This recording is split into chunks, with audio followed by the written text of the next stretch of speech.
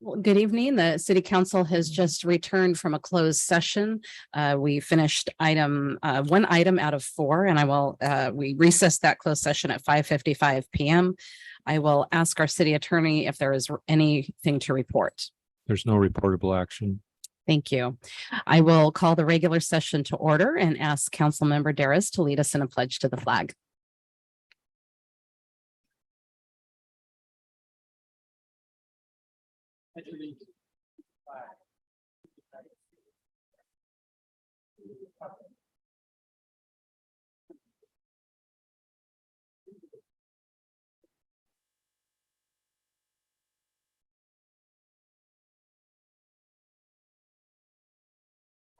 Roll call, please. Councilmember Borbo, Here. Councilmember Darris, Here. Councilmember Newsom, Here. Mayor Pro Tem Funk, Here. Mayor Moreno.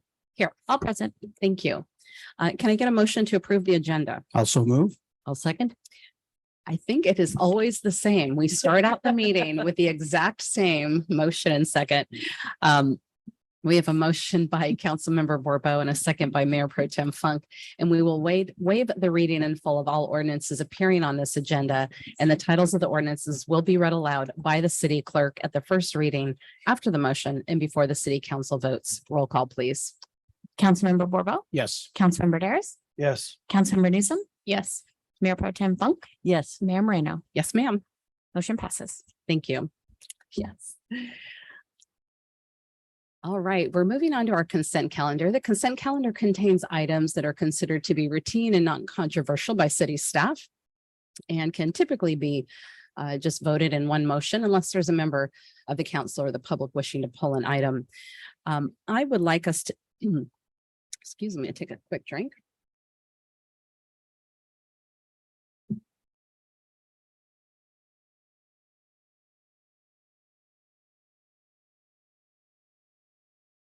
I got a quick tickle, so hold on.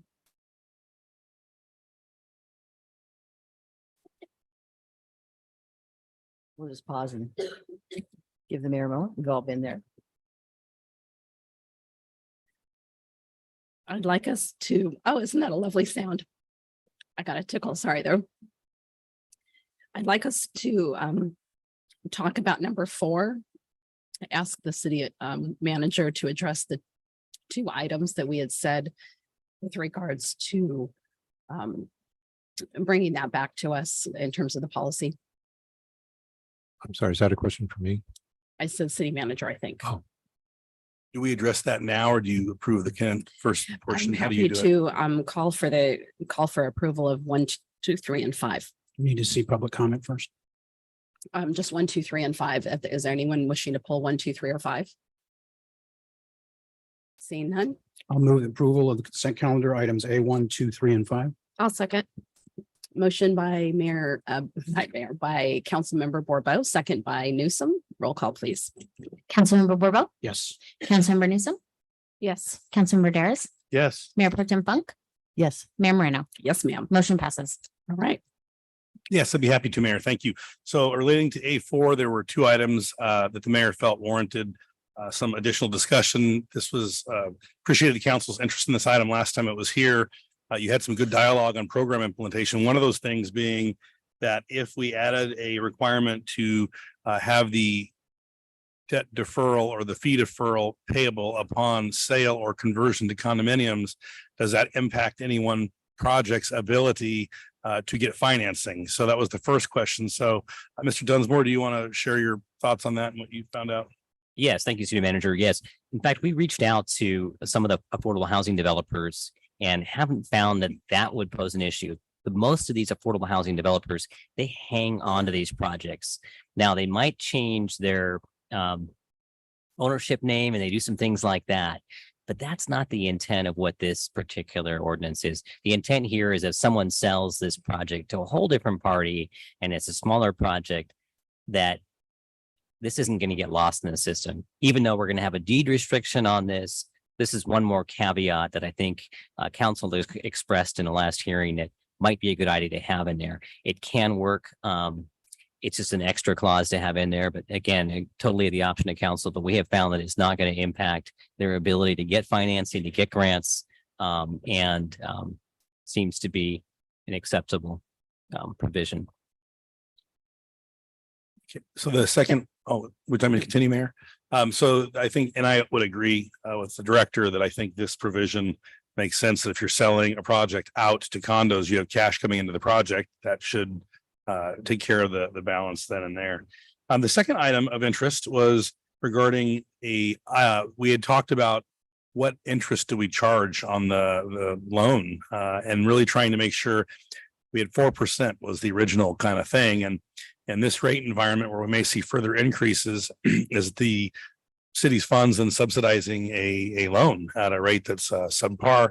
And otherwise, conversely, if rates drop, are we overcharging for a project that, so there was some desire of the council to capture a rate that reflects better current market conditions. And so staff had recommended, we wanted something that was very easy, very public. There wouldn't be debate over where the rate came from, and it was easy for us to administer. And so we had suggested the last average rate of return in the quarterly treasurer's report that is publicly available and shown to the council with the 1% for the risk and the convenience of the deferment. There was a question that I wanted to check with the council to make sure, is that a good indicator, or are there other suggestions that you may have? But we're open to that. We just threw this out there as a transparent recommendation. If I may, I would suggest if we're going to work from the treasurer's report, that we look at the return that the city gets on the invested dollars. Because that's more effectively the marginal rate of return for additional funds. As opposed, the city has, if you think about the buckets of money that we have in the treasury, there's some of it that is kept in cash so that the city can have cash flow. And handle things, and some things are kept in very short-term investments. And then we have a pool of things that are where we're part of, with other cities investing in like assets that are going to be held for a period of time. It's sort of like a city mutual fund, and that would be the city's marginal cost of funds, and would be a reasonable number for that, as opposed to the average of that. So in my understanding, you're suggesting that we would take away the LAIF and cash investments that have a very low return but are more there for liquidity, and take the average of the actual investments that we have. Yes. Do we benchmark that, Ms. Rangel, in the report separately? We do not currently. That's typically kind of collectively benchmarked together. We could, for simplicity, take the largest pool of investment, the largest investment pool in which the city participates, and have that so that if you think of your pie chart of what the returns are for various parts of the portfolio, take the biggest one that is for our generally invested funds, as opposed to having to do an average. If we've got 3 or 4 different things and we don't do an average, let's just take the big one. Councilmember Borbo. Yeah, I would comment that I'm glad that Mayor Pro Tem Funk brought this up. I think it's perhaps a good idea, but I am concerned about the difficulty of administration for Jerry's shop. If you have to determine something separately, but I'm wondering if we just word it as instead of putting it into the ordinance, what the term will be, just say they will be charged a rate to be established by policy, and let you come back with this, just as a policy thing, and that one that you could change as well. We just, whatever the council desires, Yeah. I think we just want to make sure it's I just don't want to make Ms. more work. Rangel can say, okay, there's the rate and put it Yeah. in, and we're not trying to run a permutation of something. And I'd like her to be able to do that though without additional work. So I think it's a good idea, but is it worth trying to implement, or can we just say, we'll charge a rate to be established by policy, and you'll come up with a policy? Another option I had thought of was looking at the city yield and the 2-year treasury and saying, taking the highest of that one at the last quarterly report and then adding 1% could be also an easy way. Okay. But happy, we can't go much more here tonight on it, but wondering if Councilmember Borbo's decision, I mean, we could, but we've got other things to get to. I'm wondering if Councilmember Borbo's offer of just, coming back with a rate, or if we have a general consensus here on what we'd like to see. I can be flexible. I think it's going to be hard to track separately for every single one for Jerry's team. So I don't want to create any more work, especially going through that budget process. I think your suggestion, Mayor, might, if you don't want to just have the policy later, then I think the mayor's suggestion would kind of get to Mayor Pro Tem Funk's point and would use already established numbers that are in the quarterly investment report. That be okay with you, Mayor Pro Tem? Okay, and Councilmember Dares? All right, so how about we change it to the higher of the city yield or the 2-year weighted treasury portfolio yield that is in them. But actually, before we actually make that decision, I want to go out to public comment because we do have a member of the public wishing to speak, but knowing that this is kind of the direction we're thinking. At that, I will ask, we have Mr. Kirkland with his hand raised. So if you would bring him on, please. Okay. I wanna make sure I think we're changing a resolution and ordinance. I want to make sure we have the text that you're voting on. Okay. Before we Thank go. you. Just a Mr. moment. Kirkland, you are here. Thank you. What I'm calling about is this looks like the city is going into the banking and construction business.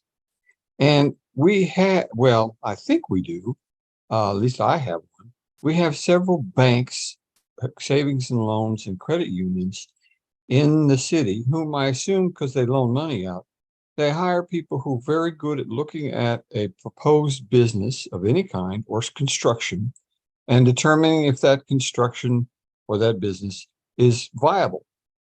And they do that. And then if they think it is, they loan the money. I don't know if the city hires people to do that sort of thing. But if they don't, you're going to have to, I think, hire people who are very good at looking at businesses or proposed businesses or construction and determine if this is a viable option. My suggestion is that the city allow the private businesses that we already have in town to determine what businesses are viable and will loan and which ones won't. I don't think the city has extra people there to determine whether something is viable or not. And this is a case of where government gets into an area where, in my opinion, it doesn't belong. Stick to make safety and maybe roads, but don't get into other things where you don't have in my opinion, the expertise to do it viably. Stick with the main purpose of government. Thank you. Thank you, Mr. Kirkland. Is there anyone else wishing to speak on this item? Anyone here in the public or on Zoom? Feel free to raise your hand. I'm not seeing anyone, so I will go ahead and close public comment. And part of the challenge, as we talked about at our last meeting, is when it comes to affordable, particularly the low income and very low income housing, it really isn't a free market process for many reasons that we could go into, but we won't tonight. And so what we as a city are doing are trying to add it to the layers of money and opportunities for nonprofit developers to come in and be able to build these homes by way of, or rental properties in this case, by way of being able to then get the federal matching funds. So the deferral of fees is something that helps them to do that. We've also done this to incentivize for-profit businesses in the past. And so it's not that we're getting into the business of construction or development, but it is an incentive for things that the city, meaning all of us, want to see happen. And that is sometimes development, sometimes it's low-income housing and other things. I would ask, we did address last time, I believe, the ability to repay, and we'd seen other cities and there hadn't been any issues, but maybe staff could touch on that ability to repay. There has been no record of default in speaking with other cities and no issues with repaying these. Now they are longer term, so only time will tell if that becomes the case. But given the parties that are utilizing these opportunities, that potential seems to be very unlikely. All right, thank you. Councilmember, Mayor Pro Tem Funk. Yeah, thank you. I just note further that the businesses who would qualify for these, for the impact fee deferral that we're talking about here, would be ones that have already qualified for federal tax credits on these projects. So they have been very heavily vetted, and this is one of these projects typically involve 6 to 8 different sources of financing. So we have other partners whose action who have vastly greater expertise in evaluating these projects that have already weighed in on them by the time this particular provision would be activated. Point well made. With that, do you have some specific language for us? Yes, and I Yes. hope our administrative Okay. services, oh, sorry. Well, I thought, you were looking at me, I was gonna say, yes, I do. Let me make sure I heard it correctly. I also want to make sure our administrative services director and city clerk are catching this. So for both the staff members, I believe we're only amending the resolution. If you could look along with me, the ordinance cannot be amended on second reading. So if we're only amending the resolution, I think we're okay. And I didn't see the 1% reference in the ordinance. So what I would suggest, I think I've heard from the council, is that in section 3 of the draft resolution on page 29, the last portion of the sentence would be, shall be the city's investment return as presented in the most recently council adopted quarterly treasurer's report or the current 2-year treasury yield, whichever is greater, plus 1%. Is that what I heard? That works. And so you're saying that isn't in the ordinance, so we don't have any issue. No. So correct? you would amend the resolution. The motion would be to approve the resolution with that amendment, and also amending exhibit A. And Director Sorry, can Ringel, I clarify, are we talking about the 2-year treasury weighted yield for the city's portfolio or the 2-year treasury rate? we're talking about the higher of the 2 plus 1%. So when I'm looking at our second quarter treasury report, we have the city yield and the 2-year treasury. So we're saying the higher of those two plus 1%. Thank you for the clarification. Yes, absolutely. All right. And with that clarification, motion? I wanted to ask though, I was looking at page 31 and I see city manager was referring on page 29, section 3, but page 31, is that Yeah, not you're, part of the ordinance? no, it's part of the resolution. The resolution, So perfect. so you're amending the resolution and exhibit A to the resolution. Would you like to make the motion? I will make a motion to approve item A4 with the change in language that the city manager presented. I'll second. We have a motion by Councilmember Borbo, a second by Mayor Pro Tem Funk. Roll call, please. Councilmember Borbo, Yes. Councilmember Daris, Yes. Councilmember Newsom, Yes. Mayor Pro Tem Funk, Yes. Mayor Moreno. Yes, ma'am. Motion passes. Thank you. Moving on to our updates from the city manager, Mr. Lewis. Thank you, Mayor and members of council. We have several updates. We'll pull up our slides. This weekend, we have a great opportunity to serve our community for the 27th annual Atascadero River and Creek Cleanup Day. So it is Saturday from 9 a.m. to 12 noon. This is a great way to show our creek and our environment some love. Check-in will take place starting at 9 a.m. at the Atascadero Mutual Water Yard at 6575 Sycamore Road. So the yard at Sycamore Road, you will be assigned a location or you can choose one, and we'll get right to work on the Atascadero Creek cleanup. Bring gloves, buckets, and sturdy closed-toe shoes and water. So if you do want to participate, they'll be looking to make sure you're safe with gloves, buckets, closed-toe shoes, and water. Thank you for keeping our waterways healthy and free of pollution. If you're able to help, again, this Saturday, September 30th from 9 until noon at 6575 Sycamore Road.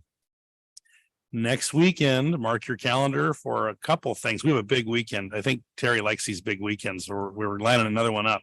So kicking off on October 6th, we'll have First Friday that will include the Chamber's Sip and Shop program. So you have First Friday with the Sip and Shop program. So no excuse not to have fun and spend some money downtown, pick up some nice new things from our merchants while you're enjoying a glass of wine with the wristband you purchased at over 15 merchant locations downtown. So businesses will be open late for shopping, and the city will also have the Jump Jacks Band playing here at City Hall with historic City Hall tours from 5:30 to 7:30. So great night Friday, and then you roll right into our wonderful celebration of Colony Days, where we celebrate our city's history, taking place on October 7th with the parade at 10 a.m. along El Camino Real between Kerberville to West Mall. We'll have festivities in the Sutton Gardens beginning at 12 noon, dog races, a variety of booths, and entertainment that represents our city's history. City Hall tours will also be happening from 12 to 3.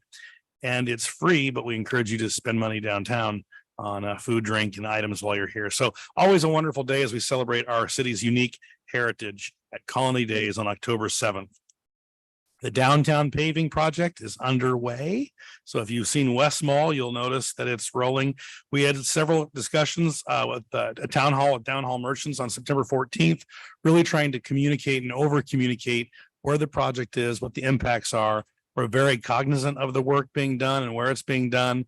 We did do in-person points of contact with business owners. We have a website with a 2-week look ahead, and we are emailing folks, keeping them apprised. We're working on West Mall right now. So you can see the sidewalk on the, I guess it's the northeast side. And then the south side will be completed after that. And they'll be moving on next week to Palma, the curb ramps there. And that's the most impact on Entrada. It should be pretty light. But we are continuing to update people as phase 1 goes. And then this is curb ramps, improved street surfacing and striping, and really limited to impacting pedestrians really at this point. But getting the concrete work done, you approved the paving work earlier, which is great. And that will start later after the concrete work. So we're working on West Mall between Capistrano and Lewis. And as I said, next week we'll be on Palma between Traffic Way and West Mall. We continue to work closely with the contractor on the construction schedule to mitigate any impacts to the downtown business area. And as I shared, we're really trying to over communicate. Next item, exciting. We apparently, as I've been walking around, are pigeon free. So this was something I know that was important to the community and the council. Caltrans did work to remove the pigeons under the Trafficway Bridge. There's a number of stops. They closed everything up, and they certainly seem to be working very well. So thank you to Caltrans for assisting us and addressing this issue. You continue your investments in the community. The Atascadero Lake Park Pier and pathway improvements are underway. There's a picture there. You can see concrete's being poured. Forms are in. The new ADA ramp and railing will be installed next week, followed by the new deck boards and railing on the pier. And we're hoping to have this project wrapped up in 3 weeks. This is a quick one and a neat project for access and enjoying our beautiful lake. The Atascadero and Graves Creek vegetation and debris removal is scheduled to begin. We've hired a contractor to begin this vegetation and debris removal along Atascadero Creek over the next 2 weeks. The work includes removing down trees, vegetation debris, and litter ahead of the winter storms. The work is expected to approximately take a month. We're really looking, as you've been reading in weather reports and just people looking to the future, it does look like another wet winter coming. And so we want to take every precaution to make sure this type of work can get done so our community is prepared for what we may have gone through this year. The contractor will also be removing the debris in Graves Creek. However, the amount of debris is considered minimal compared to Atascadero Creek. The work is part of the city's broader effort to clean culverts, swales, and our stormwater systems in preparation for the rain season. Just a few other announcements. I hope you'll be able to join some of us tomorrow as we honor the life of a wonderful man, Mayor Steve Martin. There's a community celebration in Paso Robles tomorrow at 5:30 at the City Park Gazebo. There's an opportunity to watch the service as well at prcity.com/YouTube. But Mayor Martin was also an Atascaderan, and we honor his family and his legacy by our attendance tomorrow. Coffee with the Cop is set for October 4th at Malibu Brew at 8 a.m. I know they're all looking forward to talking with us and answering questions and hanging out. So October 4th at 8 a.m., come get to know our police officers. They're amazing people, and they are servants of our community, keeping us safe. Finally, a big announcement here. A-Town Skate Park is excited to announce that Claire Parks placed #1 in the World Skate Scootering Pro Tour held last weekend in Barcelona, Spain. So Claire is a community celebrity here. Congratulations to you. On October 4th at 4 p.m., we want to celebrate her and this amazing accomplishment. We really want to try and celebrate people in our community for their amazing accomplishments. So Claire, congratulations from your city. We look forward to honoring you on October 4th at 4. That concludes my report. Thank you, Mayor. Thank you, Mr. Lewis. Any questions of the city manager? Right. We are now going to community forum, and community forum is the portion of our meeting reserved for individuals who would like to address the council on a topic over which we have jurisdiction, but that is not on our agenda tonight. Speakers are limited to 3 minutes, and we will have the timer going so you can kind of keep track of your time. And we set aside a total of 30 minutes for community forum. We don't typically address items. We can't discuss them this evening. but I do my best to triage and get you answers if that's what you're asking. With that, we go ahead and open up community forum. And anyone wishing to speak, please come to the podium or raise your hand in the webinar. You all must be here for other items. All right, we have someone coming forward.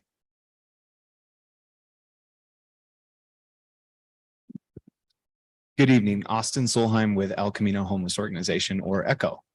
Tonight, I just wanted to come and say thank you. Thank you to the amazing community. Thank you to the council. Thank you to all of our amazing sponsors who helped us this past weekend to put on our Long Walk Home event and fundraiser for ECHO in Atascadero and in Paso Robles. Altogether, we had about 250 amazing community members who were able to come out and join us and help raise over $50,000 in funds for ECHO. This year has been absolutely incredible as we celebrate 132 men, women, and children who have gotten back into permanent, sustainable housing in our community. And it is just amazing to see the work that the council, the community, and all of the amazing people that are in this amazing Central Coast corridor coming together to make efforts to support those who need it most. So thank you so much. Thank you to all who could attend. Thank you to our sponsors, to all the volunteers, and thank you to the council for allowing us to continue the collaboration work that we are doing to really help those who need it most. Thank you. Anyone else wishing to speak on public comments or not public comment, community forum?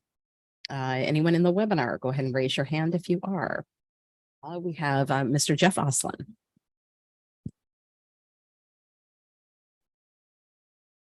Good evening, council. Two quick items, if you can hear me. There Yes. we go. Perfect. Just wondering if Public Works has the date set yet to do the Del Rio overpass area, so those bumps can be out of the road. I did see an individual out there this morning that I'm sure was a member of the community, because the car was dark and he was painting orange all over the road. So just curious where we are on that. And secondly, being I'm not in attendance tonight, but could we start unlocking the stairway door again for city council meetings, so we can utilize the stairs as well as the elevator, please? Thank you. Thank you. Anyone else wishing to speak? I am not seeing any hand raised. I'm not seeing anyone else in chambers. Last call. All right, we will close community forum. Turned off my mic. Thank you, Austin. I know many of us were there and it was a wonderful event. And I love hearing you speak because every time you do, it's a new number. It's a new number. The number of people who are getting housing through ECHO and the programs that you offer is just incredible. You guys are on fire. And thank you so much for the work that you're doing on behalf of all of us here. Thank you. And Mr. Oslin, I will ask our city engineer if you would respond regarding the Del Rio, and then maybe the city manager could talk about the unlocking the stairway for the council meetings. I could probably answer both of those. All right. But I think you can handle that. I'll do my best. I feel very confident in you. Yes. So Del Rio, we're soliciting some quotes from contractors. This is kind of this is in the intersection of the southbound ramps and the Del Rio, southbound US 101 ramps in Del Rio. This will require like night work, lane closures. It's kind of a much bigger deal. It's in Caltrans right away. So we're soliciting quotes right now for a contractor to do that, and talking to Caltrans right now. We do have a blanket encroachment permit, so we're trying to, rather than getting in the queue, that's going to take 8 to 12 weeks to get a permit issued. We have a blanket encroachment permit, so we're kind of seeing if we can work with the contractor on maybe, working under that or a double permit. So we are working on that, Mr. Oslin, and appreciate your patience. And then I think the second item you mentioned was we often during council meetings or public meetings, we have most people take the elevator up to the 4th floor. We've always traditionally left one of the hallways open. So if somebody that doesn't, say, claustrophobic or just doesn't like elevators or trust them or whatever, can take a stairway up or down. So I believe we've been doing that. So if not, I will make sure we are, but we usually keep the stairwell behind me open. Maybe Mr. Austin just needs to press harder on the door handle. Just could be. teasing, Jeff, just teasing.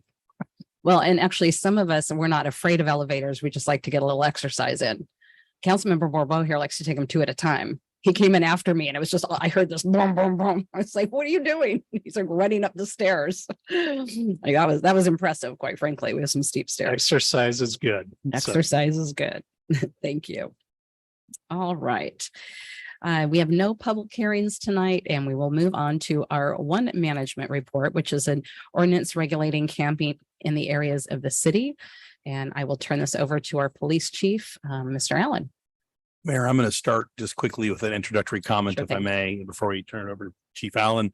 I think the ordinance before you tonight, I just want to share is kind of the culmination of direction that came from the council back at strategic planning and some of your action items about looking at how we are able to better manage the stuff and the camps and some of the things that we've observed in our community. I did want to reiterate first and foremost the successes that we've heard, that our team and our focus is really serving with compassion the unhoused population of our community and really trying to work to find housing for them. So I just wanted to say first and foremost, that is our goal. And I love to hear the success that we have, as do all of you, that we are housing people who need housing. So first and foremost, before we started, I wanted to speak to that. The ordinance before you was written from a standpoint of dealing with stuff and dealing with camps and really looking at that and not so much the individual, because we're working on helping and housing individuals with compassion. But as we saw, when people have stuff and it starts building and impacting public spaces and safety and health and welfare of our community, we needed a tool. And so the ordinance before you tonight is written from a perspective of giving us a tool to deal with stuff and to provide places for people to park and stay for a short period of time, because we recognize people need that, but not have large groups of vehicles mounting in areas where that could be a challenge, again, for health and safety. So the perspective of the ordinance tonight is that perspective to give us those tools. But first and foremost, always trying to remember that we are serving people who are unhoused and really trying to work with them to make that step towards housing. So I just wanted to start with kind of a reminder of where this ordinance came from and its impetus, how it's addressing some of the issues we've seen in our community, and that first and foremost, we are dealing with people and we want to help them with compassion find a home. That's always our number one goal. This deals with the stuff. So I just wanted to kind of frame that before we turn this over to Chief Allen for a discussion on the ordinance being before you. We welcome discussion. Obviously, this is a policy thing. And so we're really looking forward to hearing from the council tonight where you are on it. Does this reflect what you directed us to do? Does this cover the things that you were looking for? And we're certainly willing to talk through it and take any steps the council chooses. So I'll turn it over to Chief Allen. Thank you. Okay. I'm going to be clickerless today. So if I nod or raise my hand or something like that, it's not at any of you great folks, but this is our first slide. Yeah. Okay. So we all understand that homelessness will equal a significant challenge under any circumstances, whether it be Atascadero, San Luis Obispo, Oxnard, or San Francisco. And we are doing our very best to manage it from a person to person case. That's why we have so many dedicated resources for it right now.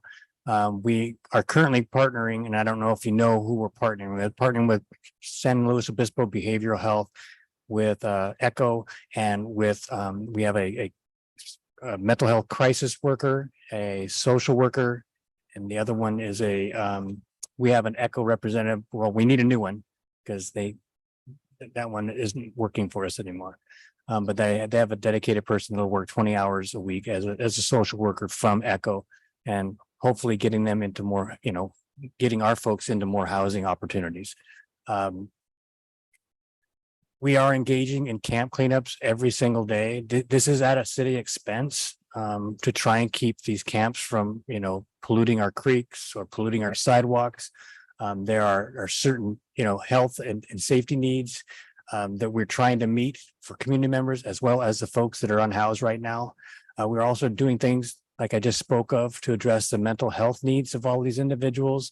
And with mental health, with the it goes hand in hand with the drug addiction, or the drug use that we're seeing in these homeless communities.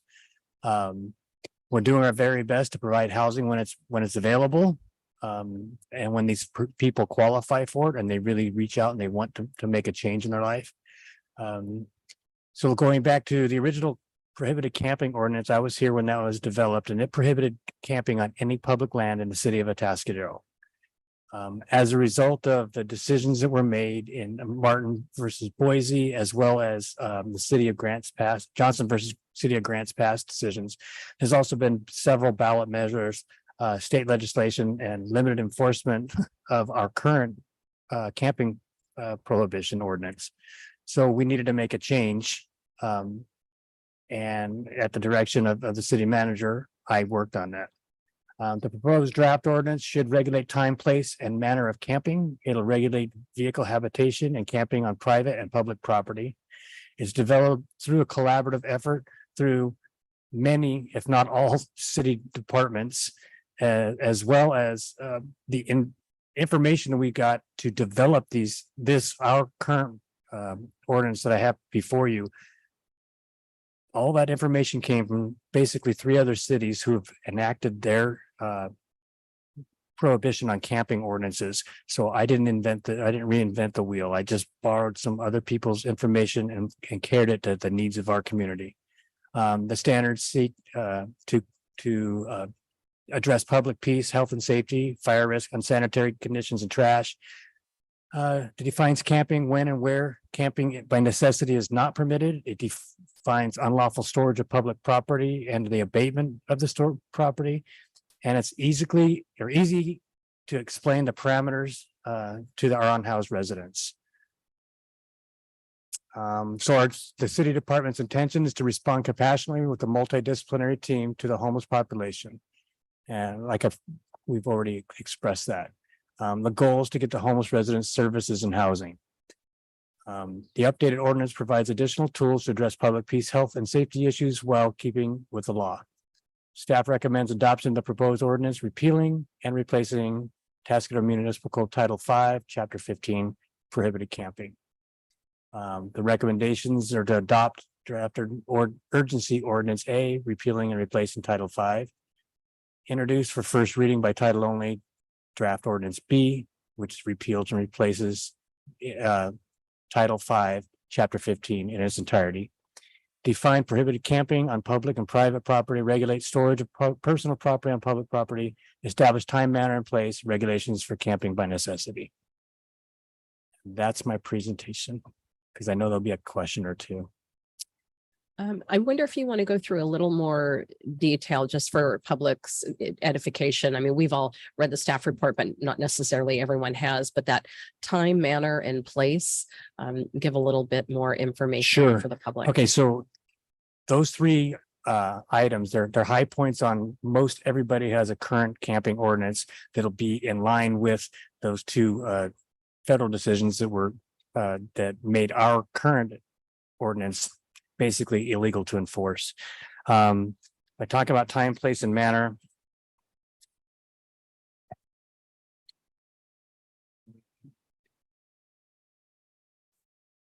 Sorry, I have a powerless point here.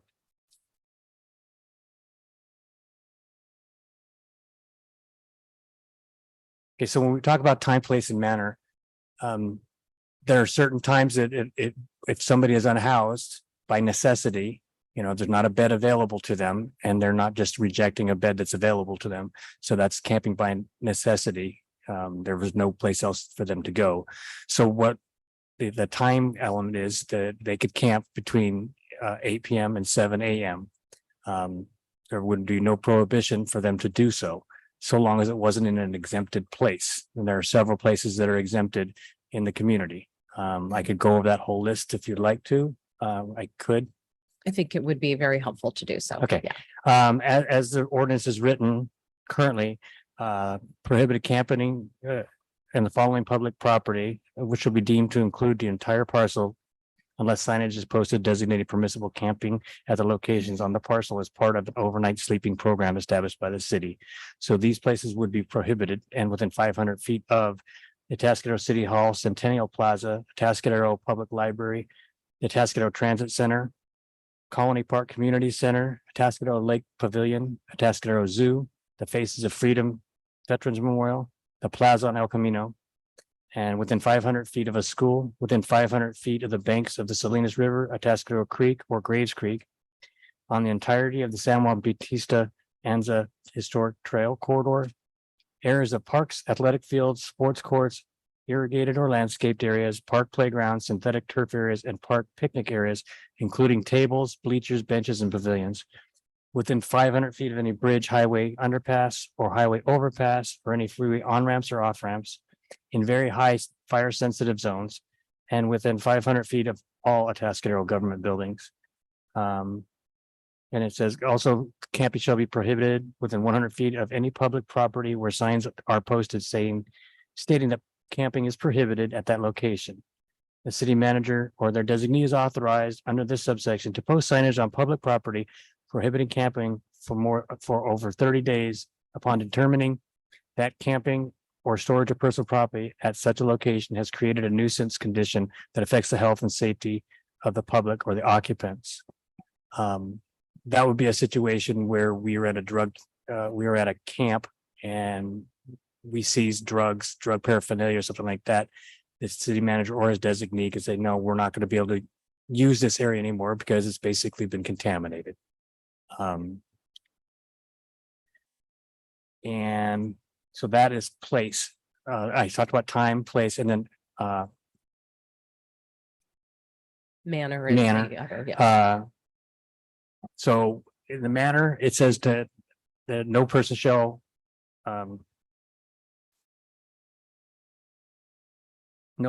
obstruct access to a street, sidewalk, park, playground, public utility, public property, or other public right of way open for pedestrian travel or for government use. And that's by sitting, lying, sleeping, or storing, using, maintaining, placing personal property in a manner that does not allow for passage as required by the Americans with Disabilities Act of 1990, as amended from time to time, or by sitting, lying, or sleeping, or by storing, using, maintaining, or placing personal property within 10 feet of any operational or utilizable entrance, exit, driveway, or loading dock, or by creating any barrier with string, wire, rope, chain, or other attachments or apparatuses upon city-owned trees, light poles, fences, equipment, or other public facilities. A camp or camping, including outside stored personal property, must be limited to a spatial footprint of no more than it's going to be 100 square feet, 10 foot by 10 foot area. The intent of this provision is to allow a person to sleep protected from the elements and maintain the essentials of living while still allowing others to use public spaces as designated and intended. Individuals may not accumulate, discard, or leave behind garbage, debris, unsanitary or hazardous materials or other items for no apparent utility in a public right of way, on city property, or any adjacent public or private property. Start or maintain any fire for the purpose of burning any combustible material or gas heater in or around a campsite.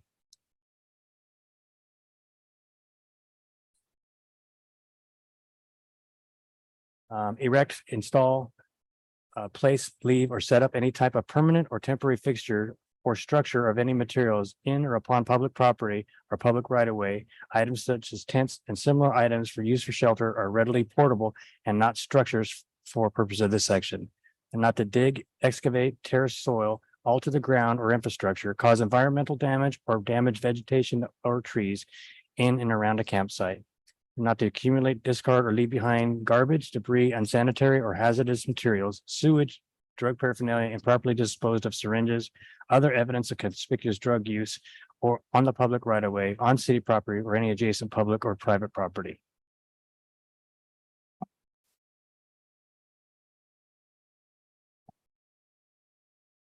Okay, I think you got it all there. Yeah. What's that? I think you got it all. Yes.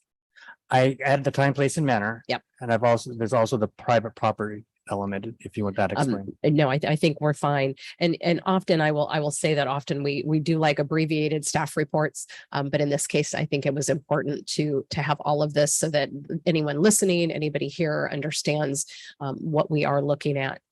And what I would ask, and to the city manager's point, this isn't something that if this gets passed tonight, we're running out tomorrow and with a sledgehammer and beating people over the head. No, it would be the, again, we would be the agency that would be enforcing it. Our goal would be to do the exact same thing we're doing. And then what we would make sure we do is try and be in compliance with the ordinance as best we can. There's a letter of the law and the spirit of the law. And honestly, we want to use more of the spirit of the law than the letter of the law. I think the ordinance usually would only fold into any situation where we're not really getting compliance. They're building small cities. They're blocking sidewalks. They're becoming a public nuisance. Several drug arrests have occurred in a certain location. Those kinds of things with public safety and unsanitary conditions are existing. We would be able to have this ordinance to explain to these folks, this can't keep happening. We're doing really good with the team that we have that goes out in the field. They go out every single day during the week, Monday through Friday, and they reach out to all these people. They've told me today that there's 35 to 45 unhoused individuals living in the city of Atascadero. That'll fluctuate up to like 50, and it could go down to 35. All depends on, some people go to jail, some people go to the hospital, some people find housing, some people find, relatives that will take them back in. Again, all those efforts are being made. That is the goal, is to keep up what we're doing. This is, we're not going to ramp up enforcement. That is not what our goal is. This is just a tool to replace a tool that we cannot use anymore whatsoever because it's an invalid law. So this is the tool for when all of those other things don't work and we're facing a health and safety issue, essentially. Correct. Again, we're not going to change the way we do business. I don't think the city manager is going to direct us to do anything different than what we're doing, because I can't say that it's working. I can say that it's working better than in some communities where, the outreach seems to be the best way of dealing with our unhoused community. Okay, thank you. So I will look to my colleagues for questions. Councilmember Daris. Thank you. Just some clarification on the place. I mean, it's pretty clear on the list of, no, I lost the page. The list of places where you cannot, which you went through every single one of them. And then there's the section right before it, where if somebody owns a piece of property, they can't have people camping and, allowing it to happen. Correct. Okay, but I think if it's, I didn't see it in here, if I'm missing it. All the places that is prohibited outright is for somebody to camp on somebody else's private property without their knowledge. Because that got brought up, excuse me, at a DRC meeting last week that I was at. The project that was proposed, there were some concerns. Well, hey, this might create an area for homeless people to come in and camp out when they want to, because of the way the project was designed.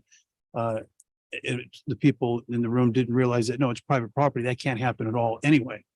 So I'm just wondering if that's something that should be in this, to make it clear that on private property, whether the owner is aware of it or not, is not allowed. And I don't know if that's clear in here. Does that make sense? It does make sense. There is a provision in the staff report and in the ordinance that addresses private property camping. Again, if you look at what it says, this is another one of those that it's a letter of the law thing or a spirit of the law. Again, would respond to this on a complaint based issue. If a neighbor says that they're letting 2 or 3 people camp in this other neighbor's yard, we'd respond out there and tell them, well, we have this ordinance. You may not know about this ordinance, but here it is.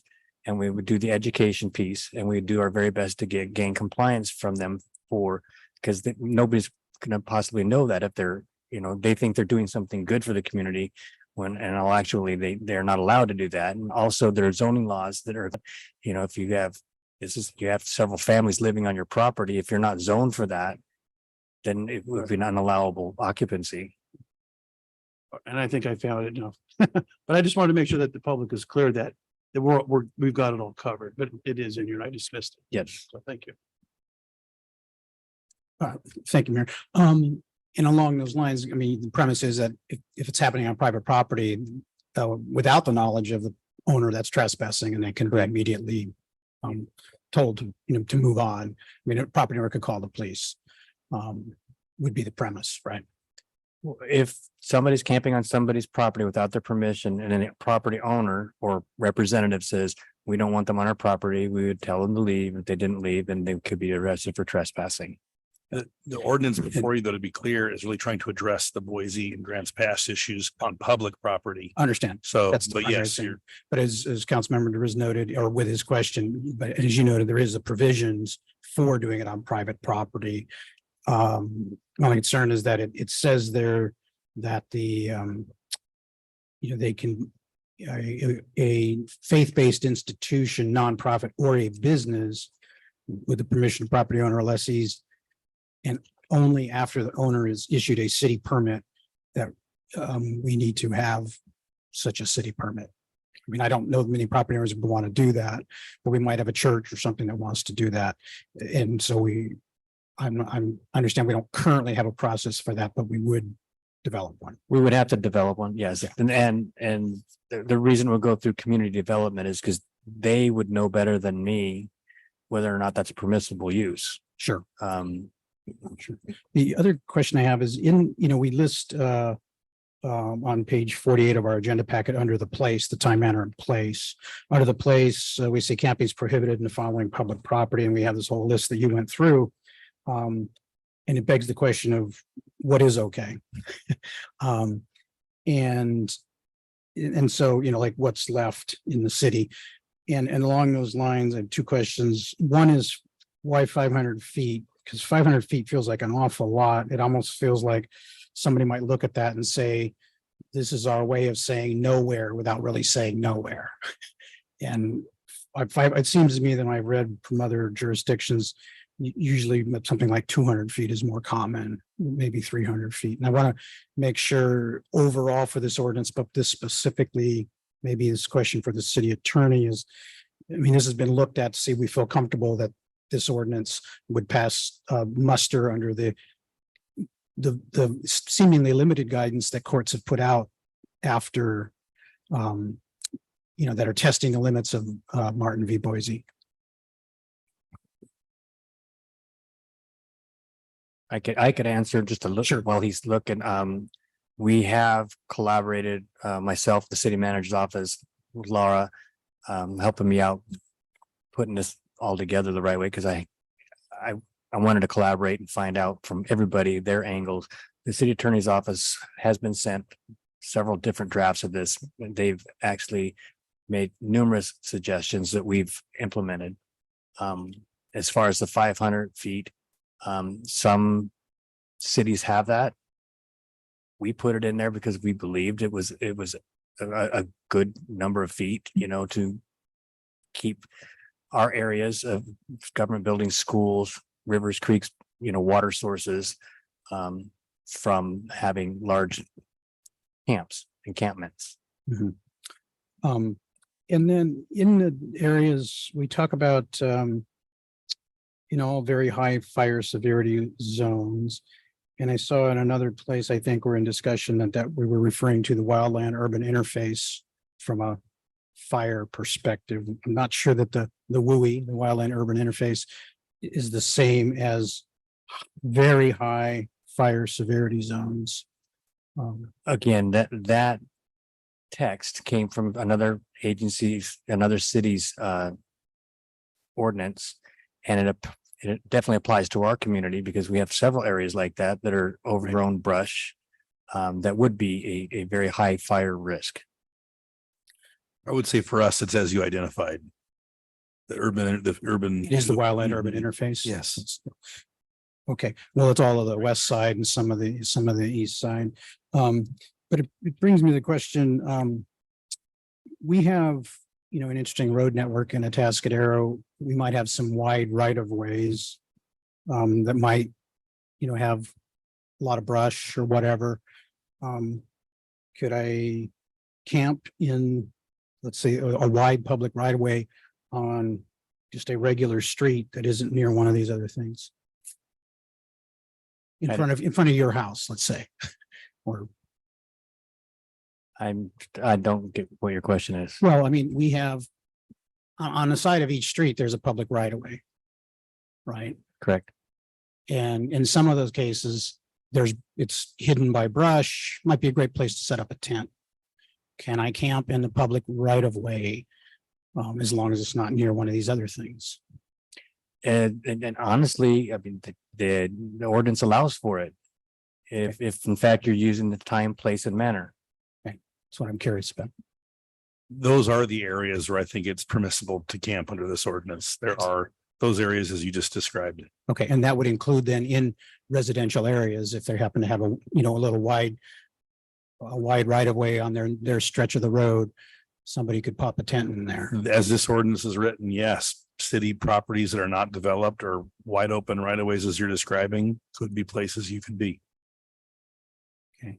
Because I just could see that, obviously, if it was right in front of your house, that might be of concern, although would be subject to these other limitations in terms of, obviously the time and, perhaps the number. Are you adjacent to a roadway where that's unsafe or a safety issue? Or are you blocking access to a residence or a sidewalk or a walking path? You couldn't do that, but right. There are those areas theoretically where you could camp under this ordinance. Yes. Okay.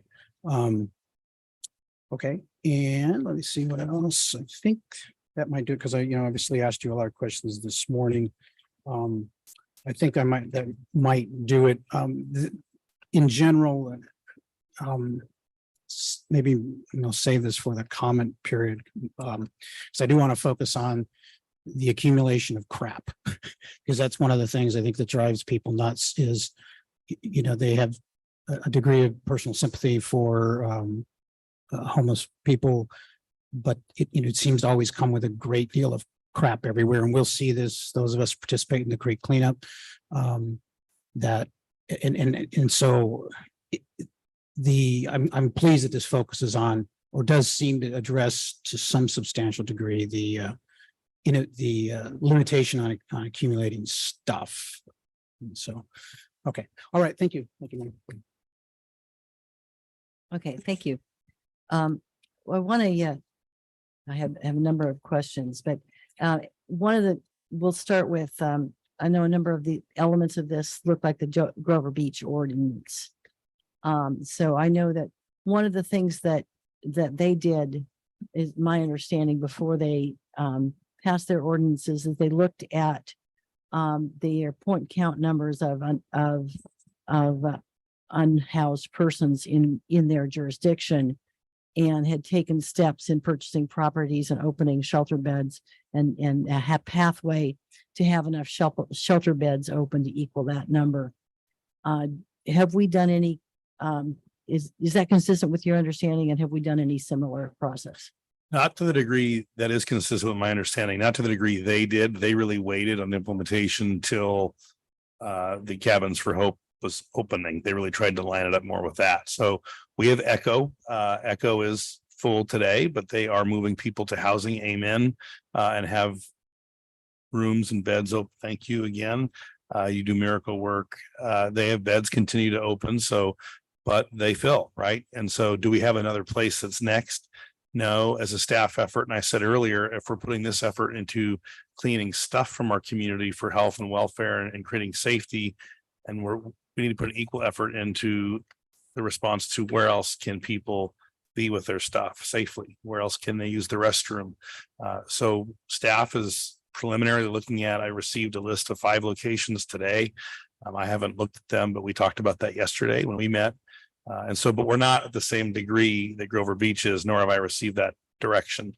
But yes, we are looking at spaces, and I think that's part of this continued evolution of how we address this issue in our community. Okay, so the other thing I noticed from Grover Beach's process is that they had initially had a broader number, as Council Member Bourbeau was mentioning, that 500 feet on either side of quite a few assets is pretty substantial. And in Grover Beach, they looked at it and there was almost no remaining area left that was allowed for people to camp. And therefore they had to cut that back a little bit, so that they would have an ordinance that was legally defensible. I am interested in knowing whether or not this gets us to, as council member, Deriz was saying, where are people going to go? Is there, if we've specified all these places as not allowed, where do people go? And is there enough space left in those various right of ways and miscellaneous things to have it for us to have a legally defensible ordinance here?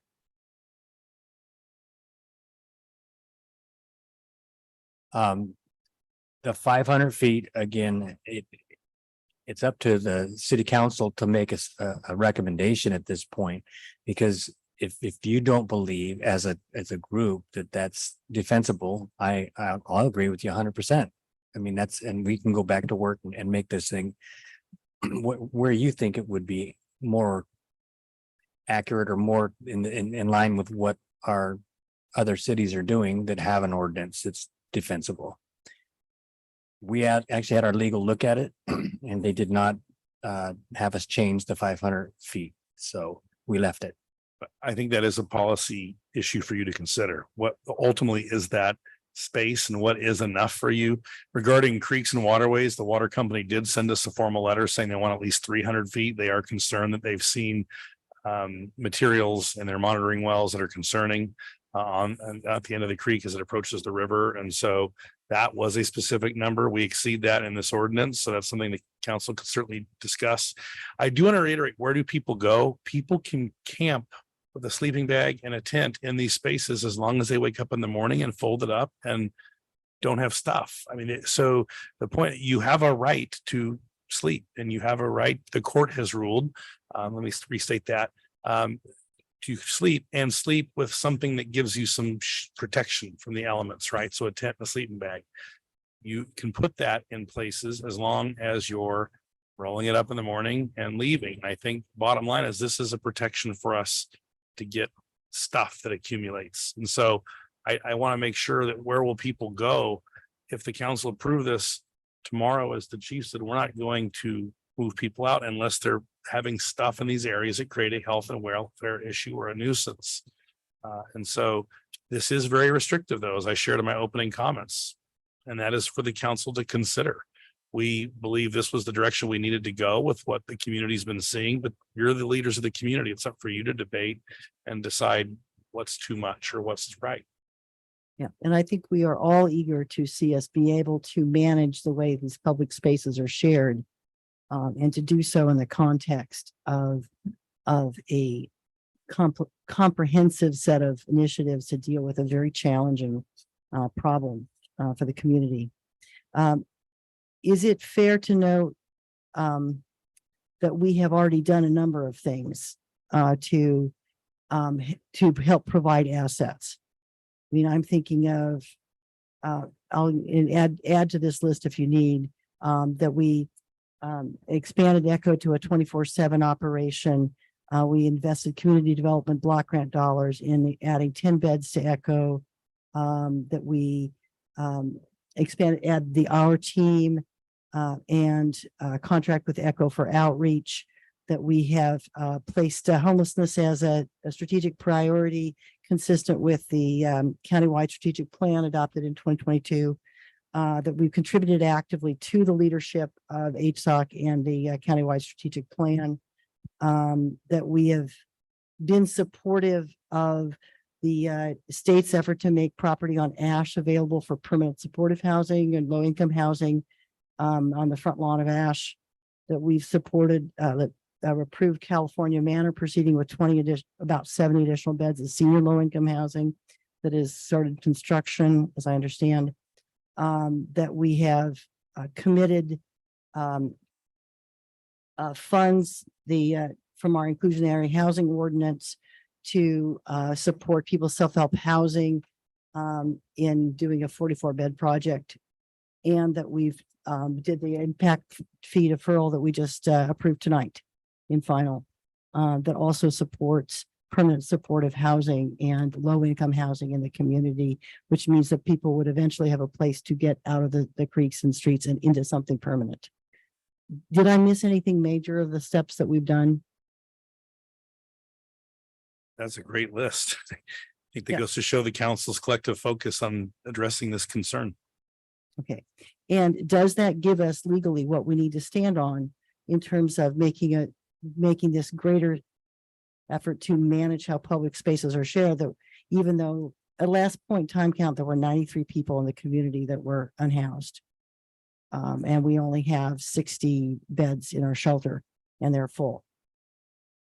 We've done a legal review of this ordinance and we believe it is appropriate under the current law. I'm sorry. I said, we've done a legal review of this ordinance and we believe it is appropriate under current law. Okay, Now, as your city manager has said, like, for example, the 500 feet, if for some reason the council wanted to lower that number, you have that discretion. okay. Now that's something we can discuss when we get there. Can you describe how this works? One of the things that the city has done, I didn't have on that list, to help manage stuff is that when people are unhoused and they can't, and unsheltered, they have no place to throw away their trash because the trash dumpsters belong to other people that already pay the fees for those. So we have the city orange bag program where the city stocks these orange bags and people can put their trash in them and the city will pick them up. If people are being dispersed to a wider range of locations and potentially into more residential areas of the city, how does that affect how we'll be handling the orange bag program? Where people get the orange bags, how much stuff can go in them, and and how we can keep the trash from accumulating. I can let you know that our team and our cat team go out, like I said, 5 days a week. Today, they're out cleaning up a camp. They accumulate a lot of things. Most of it would be garbage. And, we have a contracted team that goes out with us. Of course, they're not going to go out alone because some of the behaviors that are experienced, they don't want to go out alone. So they go with a police escort. Same thing with our intervention team. They go out with a police escort because you don't know what's going to be day to day. But they'll go out sometimes 3 times a week to clean out camps. Which camps? Which ones do they pick? Well, they're out doing their outreach all day long, 5 days a week. They know where all the people are. And if they don't know where one person is, they just ask another one of the unhoused folks. And they go, oh yeah, well, those 2 moved over there under this bridge. Okay, so then they make it a point, put it in their notepad, and they go over and visit them, find out if they need any services, and they go to their camp and see that it's a shambles, or they've collected 5 shopping cart loads of things. Then they would call out and tell them that we're going to abate this, give them the warning, and you need to take your things out that are meaningful and of some kind of value. And then we're going to throw away your trash for you. You can designate your pile of trash. Okay. And the things that you take, that are yours, that you want to keep with you. In enacting this ordinance, again, they're going to have to move their camp every day. They can come right back to the same spot, but they can't keep all their property at a campsite. That way we don't have a big, we'll call it another village like we've been having at certain places in town that just accumulate more trash. But you talk about the orange bags. Honestly, we go out with a team, that's contracted, and they collect the trash and then take it to the dump. If somebody that's unhoused has to go to the hospital, somebody's unhoused goes to jail, somebody's unhoused ends up going into some kind of rehabilitation facility, they don't have nowhere to put their things. We take their things, we mark it with their name, take it out to the city yard, and it's out there for 90 days. And they can come, they make an appointment, they can come out during business hours and retrieve their property because their name's on it.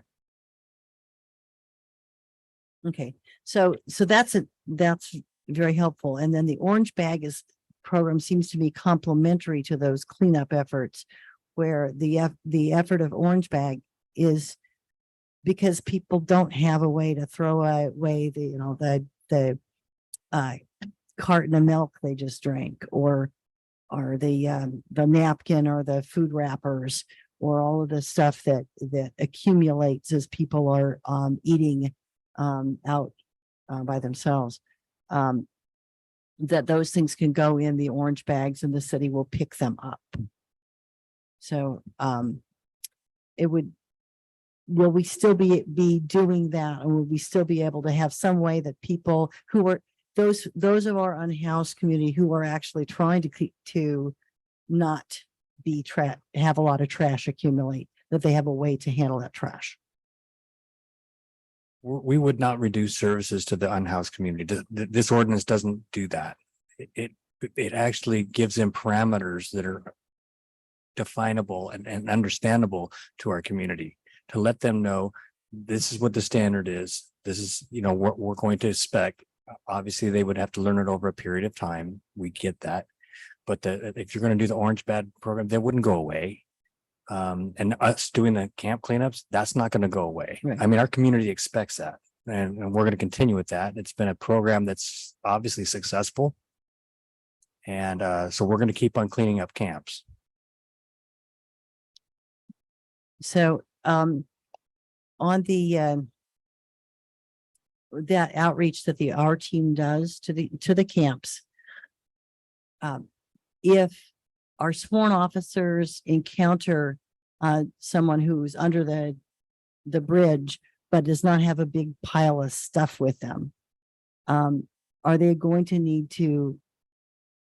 be able to give a pass on that situation, or are they going to need to enforce the ordinance? I think I articulated earlier, it's going to be a spirit of the law more than a letter of the law. I think that's kind of the way Atascadero is. Is this person causing a problem in the community? Did we have 4 calls for service the night before as a result of this camp or these campers? We want to kind of address the behavior in that respect, because guess the rest of the community deserves that. We can't let the behaviors of 2 or 1 affect affect the lifestyles of several. So we would do our very best to, again, use the spirit of the law and letter of the law when you had to. But again, we don't have a law right now that we could use letter of the law in an instance if we needed it. Okay. And then and pardon that because there's a lot in this ordinance, I do have a number of questions. I want to move to the portion of the law that addresses vehicular camping on private property. I think that's on 49. Page 49.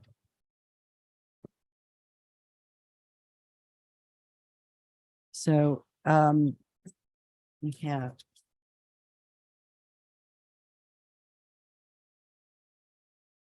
49, yeah, 49 and 50, mostly on page 49. So among these, could you tell me if I see that there's an exception for camping out with minor children, which everybody likes to have an occasional camp garden, camp out in the backyard type thing, and that's obviously not going to be interfered with.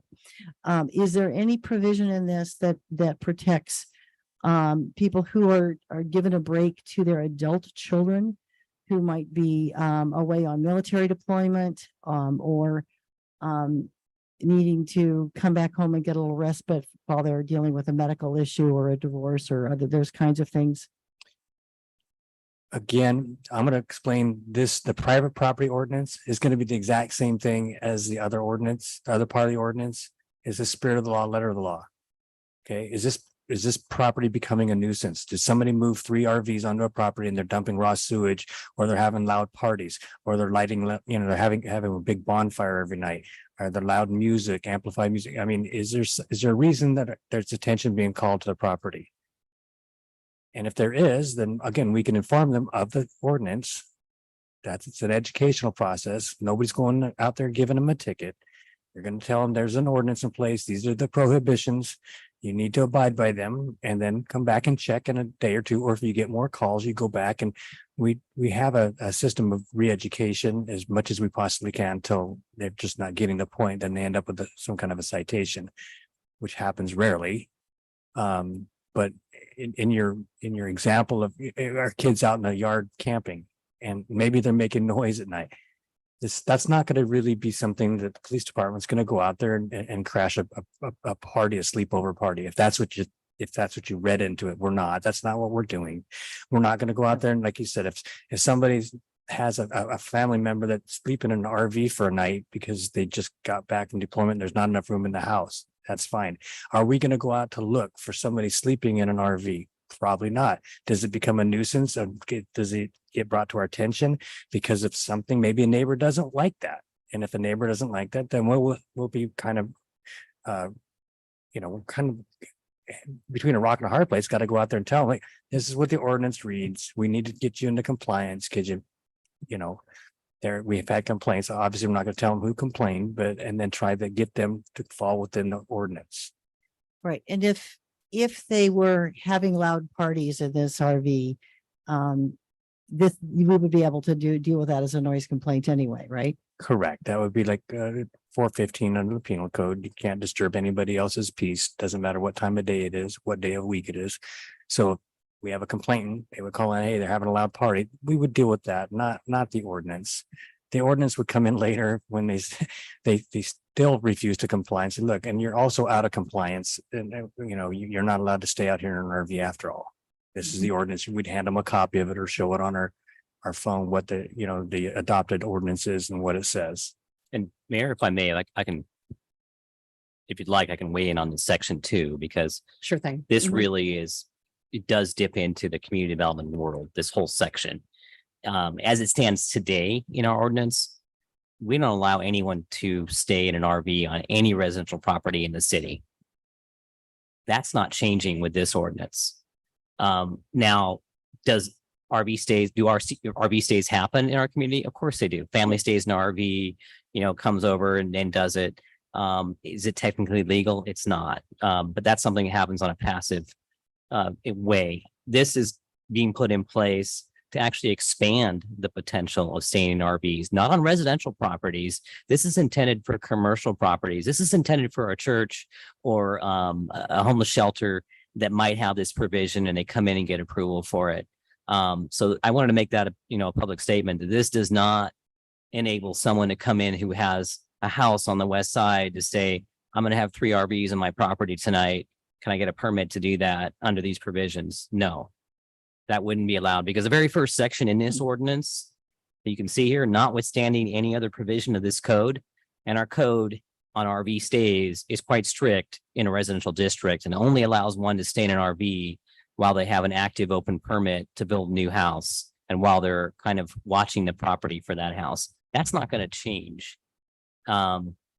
And so these provisions are really designed for that sort of nonprofit or religious facility that's going to have that provision. But at the same time, passive use of an RV is something that, we need the ability to enforce it, but generally it's not going to be enforced unless it's a significant issue.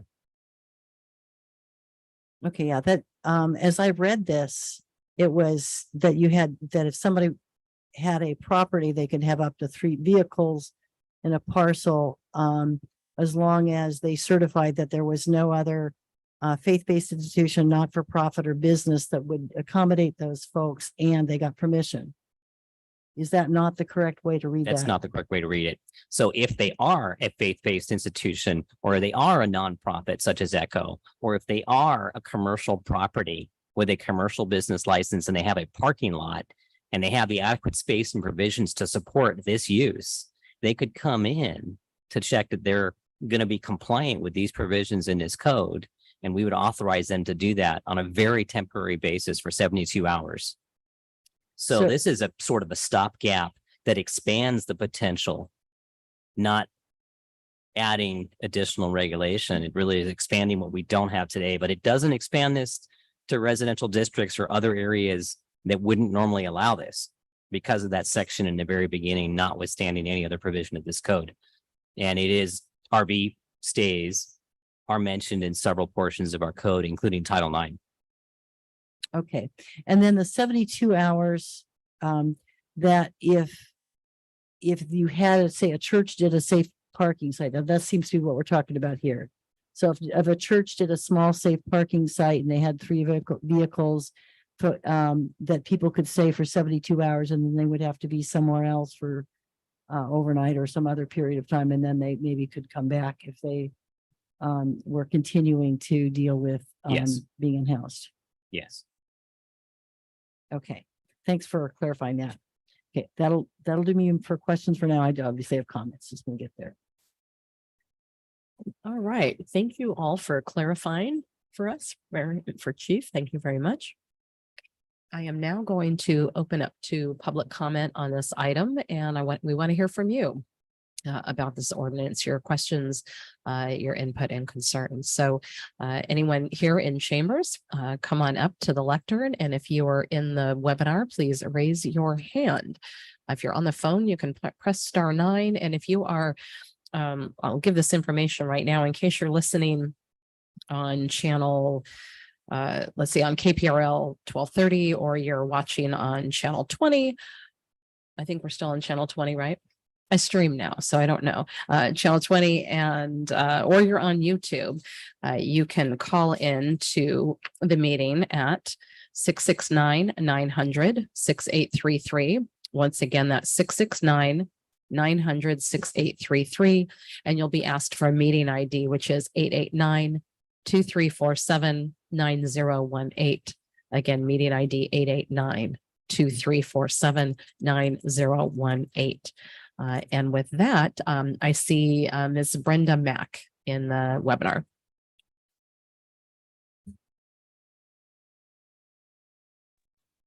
Yes, thank you. All I'm going to say on the camping ordinance, the Boise decision was about someone sleeping on a public sidewalk. The other thing is, I believe, and it may be waiting for the governor's signature, where faith-based people can have homeless encampments on their property. I believe that passed. I'm not sure. The other thing I would like to say, since the council has noted we're probably going to have a rainy season, that perhaps the city would consider partnering with Good Samaritan from Santa Barbara, like the other cities are, because they have a proven track record, particularly as a homeless person out there during COVID, having numerous conversations with certain city officials and state officials and county officials, trying to get services like trash and, at the very least, bathrooms. That they had better experience. They were able to feed their homeless warm meals. And as it is, Atascadero does not have a warming shelter after having a successful program. And I think that would help with some of the camping, that people had a safe place to go to. And it will be interesting to see how much of that $50,000 will be used to prevent some of the homeless deaths that are occurring through warming shelters. I was in the warming shelter. The majority of the people that I was there with are now dead. So it's kind of personal to me. And the encampments, what I would like to say to the city attorney is this what the city of Camarillo is doing? And also, as maybe people are not aware, the Ninth Circuit reaffirmed the Boise decision about what you can and cannot give camping tickets for. And whoever told the police that there are 35 homeless people out there, obviously are not county. And I may add that ECHO did not participate in the point of time count. So apparently we need some help with our homeless. Thank you very much. Thank you, Ms. Mack. Anyone else wishing to speak? If there's anyone in here, please come on up to the podium, and anyone that can raise their hand, Mr. Jeff Oslin.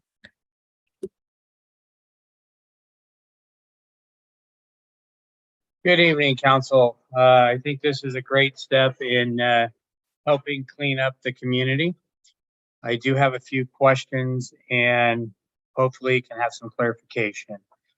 In terms of camping with kids camping outside, I believe that was pretty much cleared up, but that wouldn't be a big issue on your own property if kids were camping in your backyard or a slumber party or something of that nature. I'd like to have that reconfirmed. As far as the where you can sleep and where you can't, the way I'm hearing this is you could sleep underneath the underpass at El Camino and Morrow Road overnight, and that would provide you shelter, but you would need to clean up and move along during the day. If that's correct, that's a great thing. Does that also cover the tunnel between Sunken Gardens, if you will, and Echo ABC, that area? Because we do have homeless encampments happening in there. Happened again yesterday morning. I know we've had a call in to get it cleared out because it's really not a good environment for our children to be walking through a narrow area like that with things all over the place. And then the Terry Banish question comes into play, so you can all chuckle. So we have Colony Days coming up. Can you camp overnight in Sunken Gardens during Colony Days, for instance, or during Beer Fest? And it is a cordoned off area. Or can we have a provision in there that you can have a permit because you might be there in standard time, 5 o'clock at night, if the event doesn't start till the next day or something, and maybe folks are sleeping there to keep an eye on their stuff, or even our cities doing that. So those are my questions, and I think this is a great start to stop filling up 40-yard dumpsters on overpasses that cost the city a fortune every week. So thank you. Thank you, Mr. Oslin. Anyone else wishing to speak, please raise your hand in the webinar. Anyone else coming forward here in chambers? Austin Solheim, El Camino Homeless Organization, or ECHO. I just wanted to come up here and just say thank you for the continued collaboration that we have with the city of Atascadero and the police department. The relationships that we've been able to see firsthand that the police and the outreach case managers from ECHO have been able to create, and the trust that that's been able to establish, has led to some of those successful 132 men, women, and children who have been housed this year. And so as things change, as our city changes, as policy changes, we just ask as an organization that we continue to work towards that continued collaboration between our agencies in outreach and connecting and building trust with those that are facing and experiencing homelessness. As things change for us and things change for those in our community, that trust is more and more important. And so the more ways that we can continue to do that, to be flexible, to really just establish that outreach team as it continues to grow. We look forward to that continued partnership. And so thank you for that. And thank you for giving us that opportunity to work. Thank you, Austin. Anyone else wishing to speak on this item? I've not seen anyone get up or any hands raised, so let me just give it a quick moment because sometimes people wait to see if anyone else is going to speak. I've not seen anyone, so going once, going twice.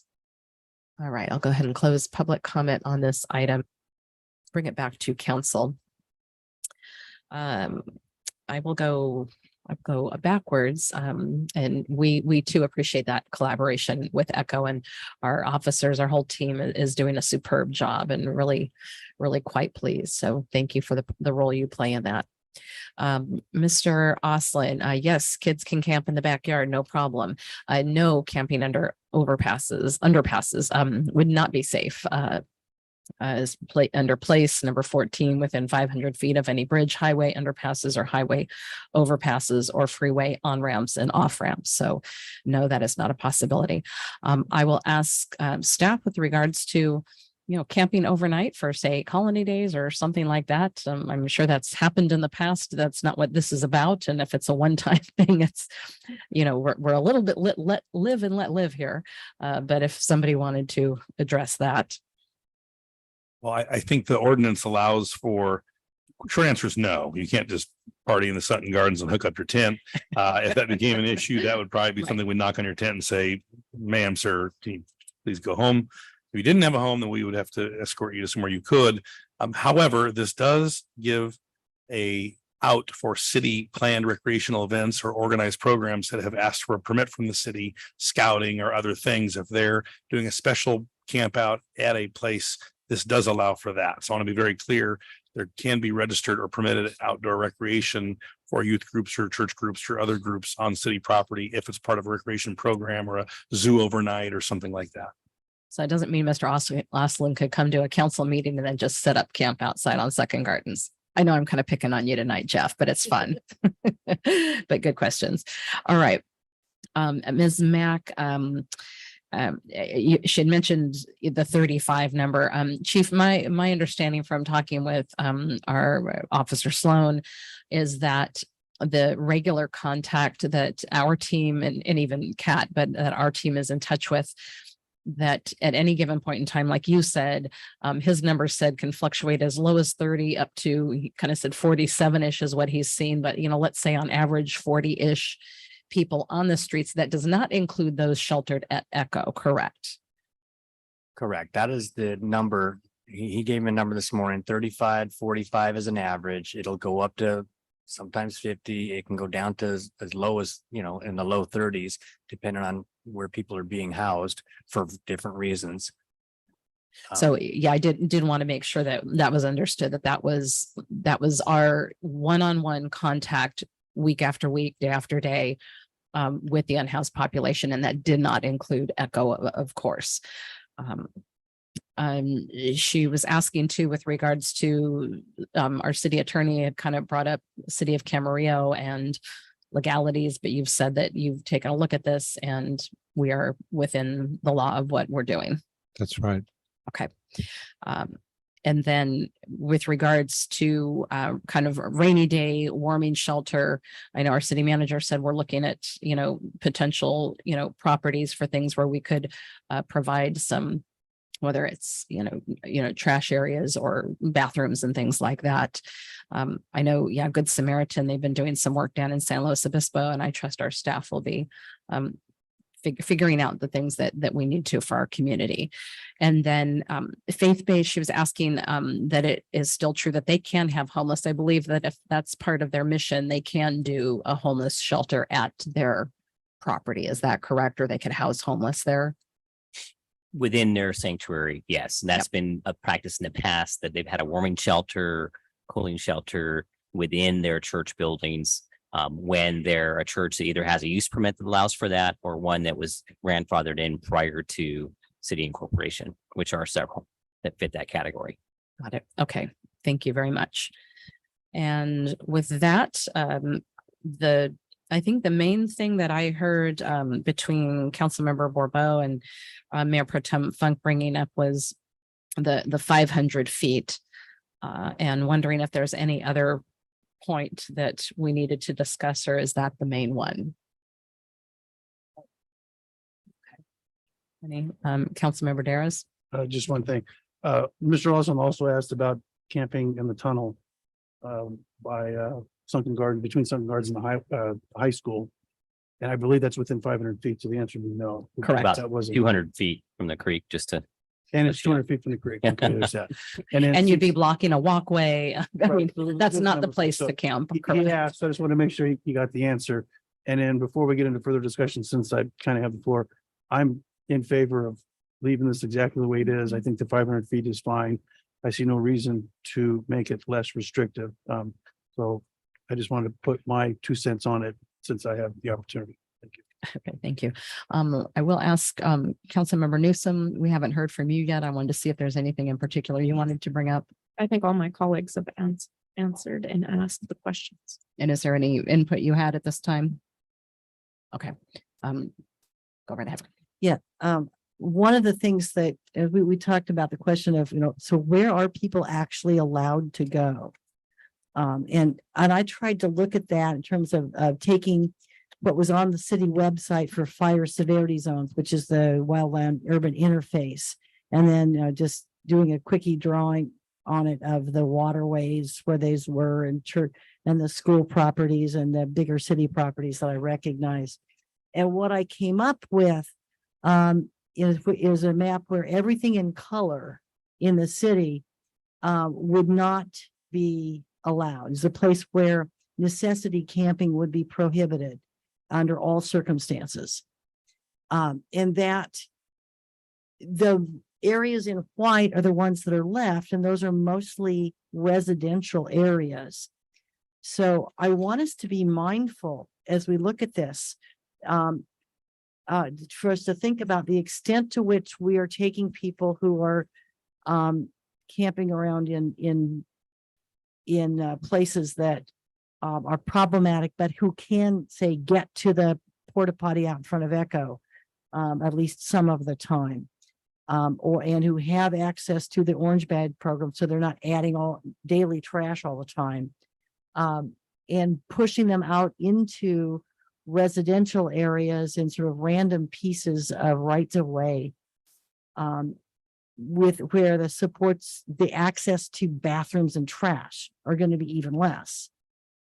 We need to be mindful if that's what we're in, if we end up doing, that's not necessarily going to get us to what the goal we're trying to achieve with this. So that would be a concern. I also wonder, how are people who are, hanging around with only a cell phone supposed to figure out where these pieces of property are where they can, under Boise and under this ordinance, be able to stay from overnight? I thought this was discussion. You're asking me another question? Yes. Oh, okay. I wasn't So, sure that was right. So rhetorical. how are people supposed Well, to figure that out? This is more restrictive. The point is clearing camps. I think the chief was very clear that we're not running people out if they aren't causing a problem and they aren't causing a health or safety issue and they aren't causing a nuisance. And so I think the goal is we're dealing with people again. And so it's just to stop the stockpiling of camps and stuff. And if something becomes a nuisance or a water quality issue or something else, this is a tool by which we could break down that camp within 24 hours. And so I think you heard the chief say we communicate with the unhoused every day. We're not looking to move anybody out of their space right now if they're not causing a disturbance and they're not storing a bunch of stuff that will create an issue for safety and welfare. So I think the chief said that a few times in the spirit of the law comments. That is certainly our intent on enforcement of this. We won't be publishing a map on where the city parcels are where you can go. I think that's contrary to what we're trying to establish, but there are areas of right of way. There are city properties we had to look at that as part of this ordinance, so it's enforceable. You and I discussed a few of those that I think are potential places where people could be. You pointed one out near 41. And so I think that there are places where people could be. But the point is, we don't want people in walkways in the middle of sunken gardens, storing stuff or causing issues with school or other people. And so that's what this is really about. I think how we enforce it is important. And I think how we're telling you we'll enforce it before you vote is important for you to know. But again, if this is too much for the council, we're looking for your direction on it. But you're raising point. This is a more restrictive ordinance. There's no doubt about it. And that is what we submitted because we're trying to address the stuff issue.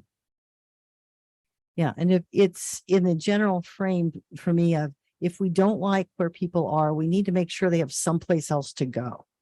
Because the Boise decision, as I would, and the city attorney can correct me if this is grossly unfair, but it basically says that people have a right to take up space in the world, and they're going to sleep because human beings do that. And if people don't have a private space, they have rights to take up public space, and we have to make sure that they have places to go. But at the same time, they don't have a right to build their house in the park. That is correct. I'm looking at the city attorney in case he's wanted to comment on. I'm not sure it's quite as simple as what you just said. of course. I think the Boise decision and the Grants Pass decision, those are lengthy court opinions, and I don't think I'm gonna be able to summarize it in a couple of minutes here, but I can tell you that in my opinion, this ordinance is consistent with that law. I do know that there are petitions being filed for certiorari with the United States Supreme Court now, which may or may not impact what the rule of law will be. But what this ordinance does is impose time place and manner regulations on where individuals may camp. Yeah, and the spirit of what we're trying to do is, is spot on. That's why we're, countywide, we're trying to get more pathways out of homelessness and more ways to shelter people so that we can individually as jurisdictions be able to have the right to manage our public spaces better.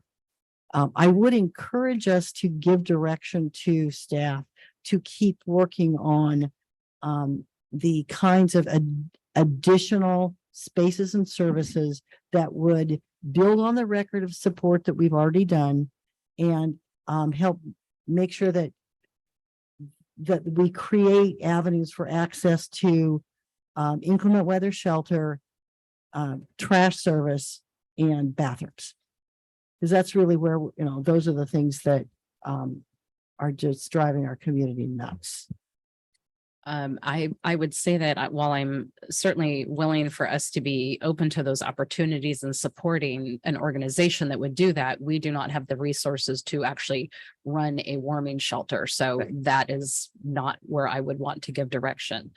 But certainly the city manager understanding, where we're coming from, and within capacity, budget wise and staff wise, where we can find resources to better help the unhoused. And with everything that we're doing, we already do actually invest a lot of resources. And you've heard about those tonight with our team, CAT team, many personnel that go into this. So this is something we have heavily invested in to help these individuals because it's important to them and to our entire community on many fronts. So I think, is that understandable enough? Thank you. Yeah, we're always looking for opportunities to partner or find services that I certainly understand that. Yeah, and I would clarify that I was not suggesting that the city would run those operations, but look for opportunities to support them to make space available and to coordinate with others in doing so, much as you see in Grover Beach, where the city purchased property that they then lease for $1 a year to the 5 Cities Homeless Coalition, which operates the Cabins for Change. Well, and as you listed out, we are doing many things and have been doing many things for the past decade. So, and thank you for listing those. Councilmember Borbo. Thank you. I just want to do a follow-on question, make sure I'm reading this correctly.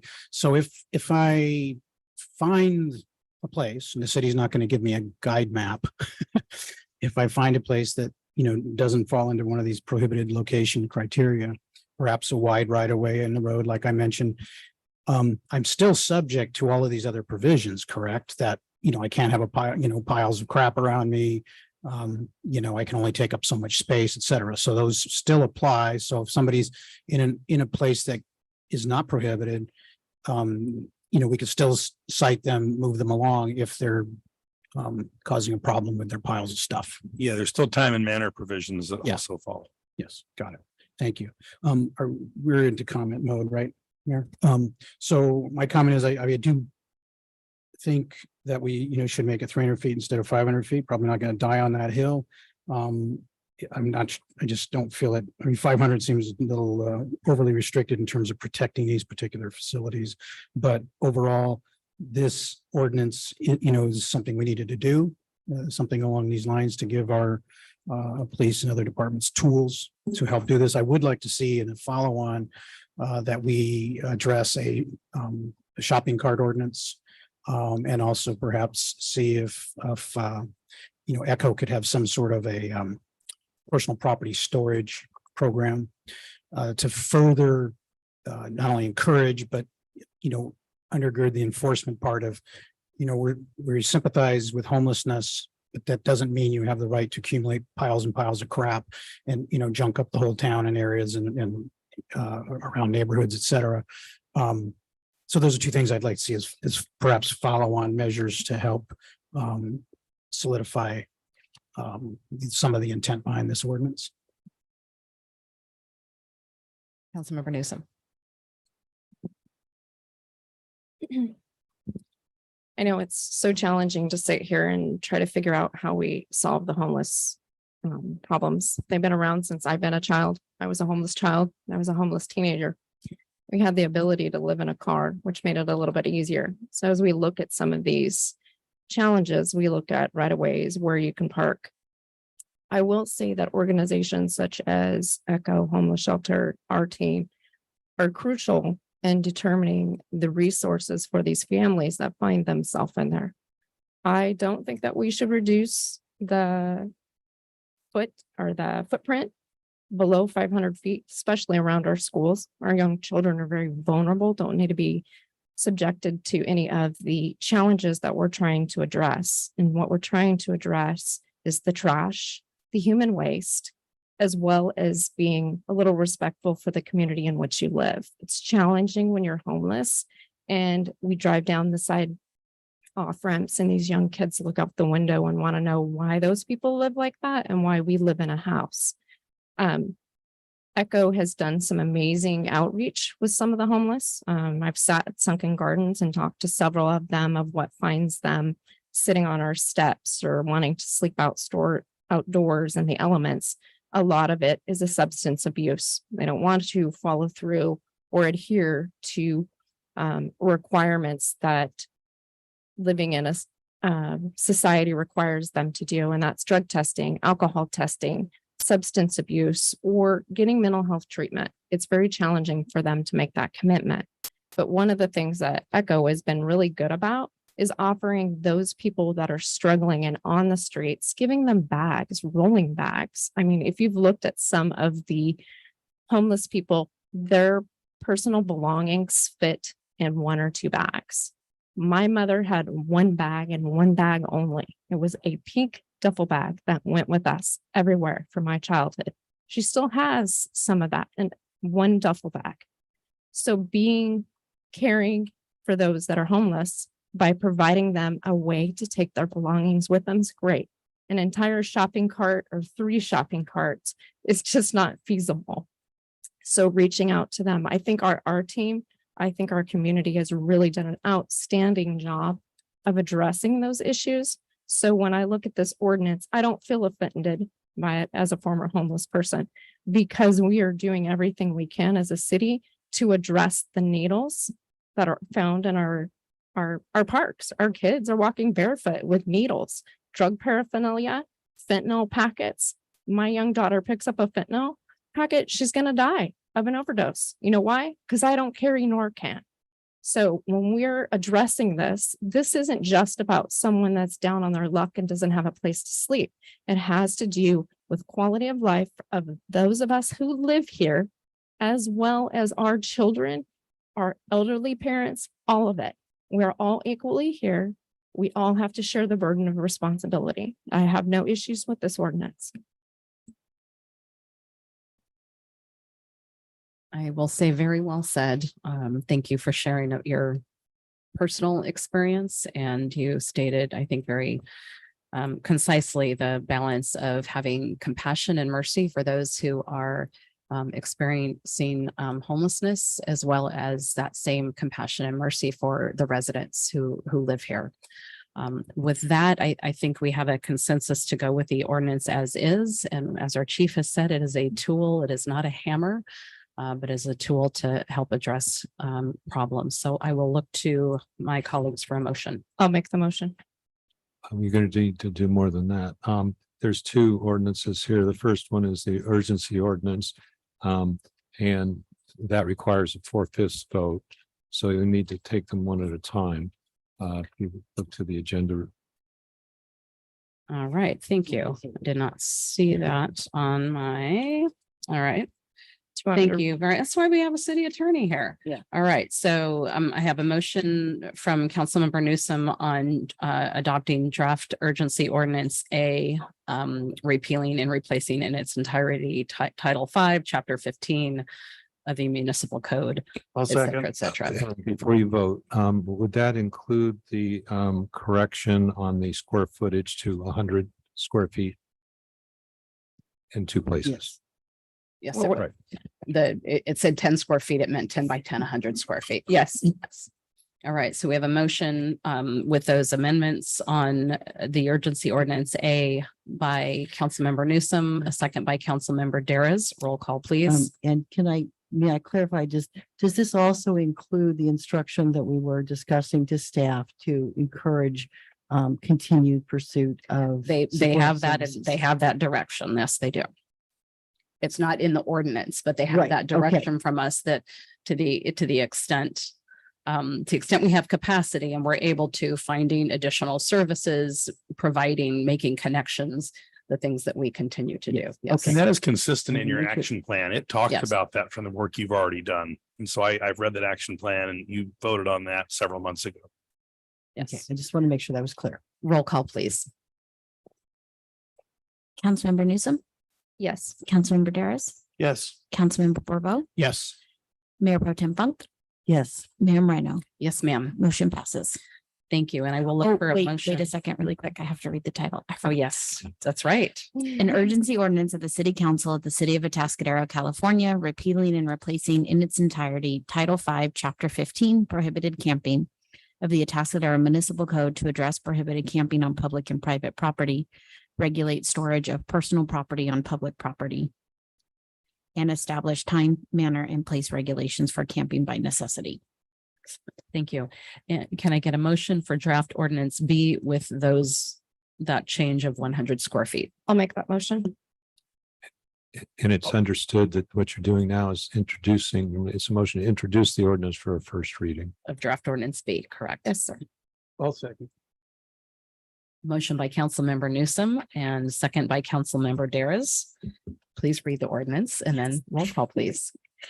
This is draft ordinance B, an ordinance of the City Council of the City of Atascadero, California, repealing and replacing in its entirety Title V, Chapter 15, prohibited camping of the Atascadero Municipal Code to address prohibited camping on public and private property, regulate storage of personal property on public property, and establish time, manner, and place regulations for camping by necessity. Councilmember Newsom, Yes. Councilmember Daris, Yes. Councilmember Borbo, Yes. Mayor Pro Tem Funk, Yes. Mayor Moreno. Yes, ma'am. Motion passes. Thank you. All right, on to council announcements and committee reports. This is us letting you know on our own initiative, making a brief announcement or report on our activities in the community. And then we also represent several standing committees and can give you an informative status report if we feel that's necessary. And it isn't always, but sometimes it is. I'll start with Councilmember Daris. APCD meets tomorrow morning at 9 o'clock and Capsule Board is meeting Thursday evening. And that's all I have. Integrated Waste Management Authority Board meets tomorrow at 1:30, but I have nothing to report at this time. Councilmember Daris was modest in not taking credit for the 3.5 or 3 hour I did design forget review about that one. committee. You're right. Meaning that we had to answer a lot of community questions about the next iteration of the Dove Creek commercial property. And that was with a variety of guidance from the community and from the members of the design review committee, then approved for the staff to continue working with the applicant and moving that on to the planning commission as the next step. Then also last week was the Homeless Services Oversight Council. Several things are noteworthy. Let's see, we approved we're going to do a memo, support for 5 Cities Homeless Coalition, getting an additional up to $200,000 to do homeless prevention from some funds that were kind of not used in other pockets of COVID work. They are the one vendor in the county that has the approved policies to do that. A problem that we had, this is good news, with a problem that was with housing vouchers that stopped the housing vouchers from being issued in the county was resolved thanks to Congressman Carbajal. The Haslo got its reserves restored, and they are going to be able to do new vouchers and going to be able to get back and honor vouchers. They had vouchers in the hands of homeless folks who were looking for places and had those vouchers yanked from them because of the problem, and that has been restored. We've already heard from Austin about ECHO's progress.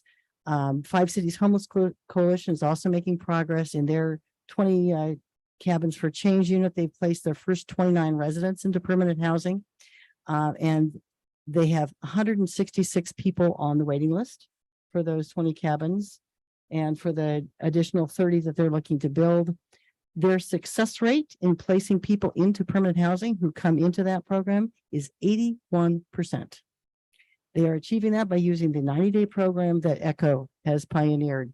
We also heard from Forty Prado that they've adopted this 90-day model for some of their beds, and they've gotten their first 3 graduates from that program into permanent housing. So systematically throughout the county, we are learning from what works and working to implement things that will bring us success. A couple of other things, the medical detox provider that's in San Luis Obispo, that was funded originally with HEAP money and other grants that we've approved, currently only handles male patients, and the female patients have to go to King City. And that is something that the county is working with that provider on. There was some discussion or public comment in there about bathroom access and the difficulties that folks have who are unhoused, who can't get to any kind of bathroom or porta potty physically, or who are in a walker or wheelchair and can't get into what's available. Joe Disvonic, that many of you met, has just had his last day with the county this last Thursday, and breaks my heart because it was terrific to work with him. He has put together an excellent team in the homeless division, and we've assured them that HSOC has their backs. And then last, the HSOC received a report from SLOCOG on the progress that each of the jurisdictions and the county as a whole is making on implementation of RENA numbers. And the general story there is that as we find in Atascadero, that pretty much everybody's exceeding the market rate housing in targets, and struggling to meet the low and very low and even the moderate income targets in terms of current implementation. There's quite a bit in the pipeline that will help us address that. And that's it for HSOC, and thanks for letting me give you a fuller update given our topic of the night. Councilmember Newsom. Thank you. Last week, several of us were down in the League of California Cities, which was a great opportunity, very informative for us to take a lot of seminars. Just wanted to bring to the point that we live in a great community and are very respectful of one another. We sat through a public comment seminar, and I know our attendees, which there's only 2 of you, are not removing your clothes, not being asked to be removed from our chambers because you can't pull it together. So wanted to say that we live in a very respectful community, and we are open to public comment, but we do ask that you do keep your clothes on. It didn't fare very well for some of those in Hollywood, so that was entertaining. But just knowing that we're really hitting the mark with what we were doing. Our mayor got up and spoke and could recite our mission statement in front of our General Assembly, and just very, very proud to be able to represent our city this year and be able to attend that in Sacramento. So thank you. Thank you. That was exciting to do that in front of 2,000 people. And even state your values, your mission statement. I'm like, yes, me, I can. So happy to do that. And I was at that same public comment side. We didn't even know we were both in it. And I thought, gosh, I feel so blessed to have the community that we do, because we don't have these like awful, disruptive, disrespectful taking the clothes off or anything like that. So thank all of you for how you engage, that you do engage, number one, and that you're always respectful. I will also say an excellent keynote speaker, Brandon Fleming, look him up, love first, lead second. He was phenomenal. I have a SLOCOG meeting next week. We had a countywide mayor's roundtable, which I got to host here week before last, and was really nice. For the first time in many years, we had it just the mayors and Dave from the League of California Cities. And rather than having a bunch of different speakers and going like this, we really just got to connect with one another. And it was a really nice opportunity to do that. talked about a lot of different things. And of course, Dave Molinax let us know, as we all know, that ACA 1 and 13 will be on the ballot in November, along with that CBRT measure. So a lot coming forward. With that, I will ask if there are any individual determinations. I am seeing none. Oh, Maria Moreno, just for the record, I just want to point out that it was Councilmember Newsom, Councilmember Daris, and Mayor Moreno who attended the league conference. We just Yes. need that for the record. Thank you. Yes, thank you very much. Thank you. And so with that, we will adjourn our regular session and we will return to closed session where we still have 3 items to review. And if there is any reportable action that will be made at our next regular meeting. Thank you.